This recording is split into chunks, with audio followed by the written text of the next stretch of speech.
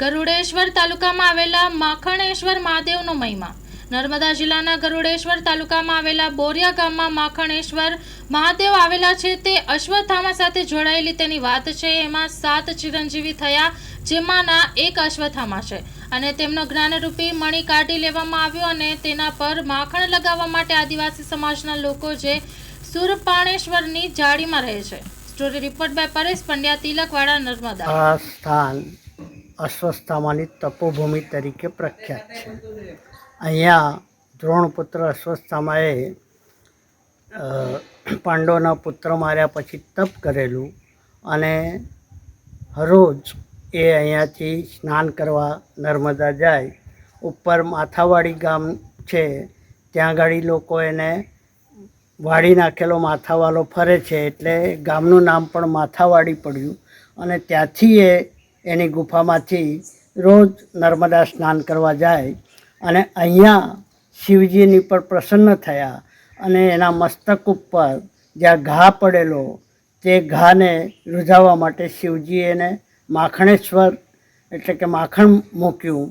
અને એનું ખરું નામ સ્કંદ પુરાણમાં નવનીતેશ્વર છે, પણ અહીંના લોકો માખણીઓ કહેતા હતા, એટલે માખણેશ્વર નામથી આ પ્રસિદ્ધ થયેલું છે. આપણું નામ? મારું નામ કમલાકર હરિશ્ચંદ્ર બાપટ, વાલ્મીકી આશ્રમ. વાલ્મીકી આશ્રમ. નમસ્કાર. કહેવાય છે કે અશ્વત્થામાનું જ્યારે મસ્તકમાંથી મણિ કાઢી લેવામાં આવી ત્યારે અશ્વત્થામાએ આ જગ્યા ઉપર આવીને તપ કર્યું. તપ કર્યા બાદ શિવજી એના પ્રસન્ન થયા અને એના મસ્તક પર માખણનો લેપ લગાવવામાં આવ્યો. ત્યારથી જ આ મંદિરનું માખણેશ્વર મહાદેવ નામ પાડવામાં આવ્યું છે. કહેવાય છે કે શિવલિંગ ખૂબ દડા જેટલું નાની અવસ્થાનું હતું અને વર્ષે વર્ષે મોટું થતું જાય એવો આભાસ થાય છે. અશ્વત્થામા અહીંયા જ્યારે પણ આવે છે, કહેવાય છે કે વર્ષમાં એકવાર અહીંયા આવે ને આવે જ. જ્યારે પણ આવે છે ત્યારે કંઈક કંઈક મંદિરની અંદર ચમત્કાર જોવા મળે છે. કોરોના કાળ દરમિયાન અહીંયા કોઈ વ્યક્તિઓ નહોતા આવતા, ત્યારે પણ ક્યારેક તો સવારની અંદર પૂજા પણ થઈ જતી એવું કહેવામાં આવે છે. અને આ સુલપાણની ઝાડીમાં એ અમરત્વનું વરદાન લઈને ફરે છે, એટલે ઉપર પણ એવા સુલપાણની ઝાડીમાં ગામડાના નામ છે. માથાવલ્લી, માથાસળ, માથાપાડા એવા ગામડાના નામ છે, કારણ કે અહીંયા કોઈક મસ્તક વિનાનો માનવી ફળે છે. એટલા માટે અશ્વત્થામા અહીંયા આવે ત્યારે ગામના લોકોને પણ દર્શન આપ્યા, તો ગામના લોકો પાસે કંઈક માંગે છે અને એ લોકો એને આપવા માટે જાય ત્યારે અદૃશ્ય થઈ જતા હોય એવું કહેવાય છે. મહારાજશ્રીને અહીંયા અશ્વત્થામાના જ્યારે મંદિર નહોતું, ખાલી શિવલિંગ હતું, ત્યારે એના દર્શન થયા હતા. ત્યારે એનું 1.5 ફૂટ લાંબુ જેટલું પગલું હતું એવું કહેવામાં આવે છે. એટલે આજે પણ અશ્વત્થામા આ જગ્યા પર આવે છે એવો આભાસ થાય છે. અહીંયા મહારાજશ્રીએ 1979માં પરિક્રમા કર્યા બાદ આદિવાસી પૂર્વ પટ્ટીના બાળકો શિક્ષણથી વંચિત રહી જતા હતા. એટલા માટે એમણે એક વિચાર આવ્યો, કારણ કે તે સમય પર પરિક્રમા કરી ત્યારે એમને લૂંટફાટ બહુ થઈ, કારણ કે આદિવાસી લોકો લૂંટીને જ એમનું ભરણ પોષણ કરતા. ત્યારે એમને વિચાર આવ્યો કે આ બાળકો કાયમ લૂંટશે જ તો એમનું જીવનમાં શું થશે. તો એમને વિચારીને અહીંયા એક બાજુમાં માખણેશ્વરની બાજુમાં જ એક ઋષિ પરંપરાથી ચાલતો એક આશ્રમ બનાવવામાં આવ્યો છે, જેનું નામ વાલ્મીકી આશ્રમ છે. જેમ વાલિયો એક લૂંટાળો હતો, તેમાંથી વાલ્મીકી બની ગયો, તેના હેતુ દ્વારા જ આ આશ્રમમાંથી બાળકો પણ આદિવાસીમાંથી કંઈક સારા બની જાય, તો એ હેતુથી આ આશ્રમ ચાલે છે. અહીંયા કોઈ સરકારી ગ્રાન્ટ નથી, રજિસ્ટર્ડ કોઈ ટ્રસ્ટ નથી. બધું જ બાળકોને અહીંથી આપવામાં આવે છે. નોટબુક, સ્ટેશનરી, રહેવા, જમવા, ખાવા પીવાનું બધું જ અહીંયા ફ્રી ઓફ છે અને માત્ર દાતાઓ દ્વારા જ ચાલે છે. અમે તો માત્ર નિમિત્ત બન્યા છે. આનું સ્વયં બધું સંચાલિત માખણેશ્વર મહાદેવ જ કરે છે એવું અમે વિચારીને ચલાવીએ છીએ.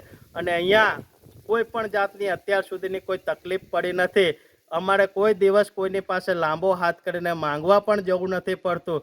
સ્વયં મહાદેવ જ્યારે જે વસ્તુની જરૂરિયાત હોય ત્યારે મહાદેવ જ બધું અહીંયા આવીને પૂર્ણ કરે છે એવું કહેવામાં આવે છે. હાલમાં અહીંયા 150 જેટલા બાળકો રહે છે. દર રવિવારે એમને મિષ્ટાન મળે છે અને દરેક બાળકોને કંઈક તહેવાર આવે તો દિવાળી પર એમને ફટાકડા, ફરસાણ એવું આપીએ છીએ. હમણાં ઉત્તરાયણ ગઈ છે તો ઉત્તરાયણ પર પણ બાળકોને પતંગો અને દોડા આપીને મોકલે છે. તો એમની ખુશી એ જ અમારી ખુશી કે એમના મહારાજશ્રીને એમના ગુરુએ એક વચન આપ્યું હતું, એમને મંત્ર આપ્યો હતો, શિશુ છે શ્યામ તક, રુગુણ છે રામ તક. જેટલી શિશુની સેવા કરો, બાળકોની સેવા કરો એટલે શ્યામની સેવા કરી બરાબર, અને રોગીઓની સેવા કરો તો રામની સેવા કરી બરાબર. તો એમણે શિશુ છે શ્યામ તકનો મંત્રને પકડી રાખીને બાળકોની સેવા કરવાનું વિચાર કર્યું, અને આજે એને સાર્થક કરવા માટે આ એક વાલ્મીકી આશ્રમનું પણ બાજુમાં ઋષિ પરંપરાથી કામ કરવામાં આવ્યું છે. આ આશ્રમનું તમામ કામગીરી બાળકો જાતે જ કરે છે. અહીંયા કોઈ પગારદાર વ્યક્તિ નથી. બધું જ કામ, જેમ કે રસોઈ કરવી, સાફ સફાઈ કરવી, પોતાનું મેનેજમેન્ટ કરવું, બધું બાળકો જાતે જ કરે છે. કોઈ પણ જાતના અહીંયા પગારદાર વ્યક્તિ રાખવામાં આવેલો નથી. બધું કામ અપને આપ સ્વયં સંચાલિત જ કરવામાં આવે છે. ઓમ નમઃ શિવાય. મારું નામ પ્રકાશભાઈ તડવી છે. માં motor driving, safe and sure driving.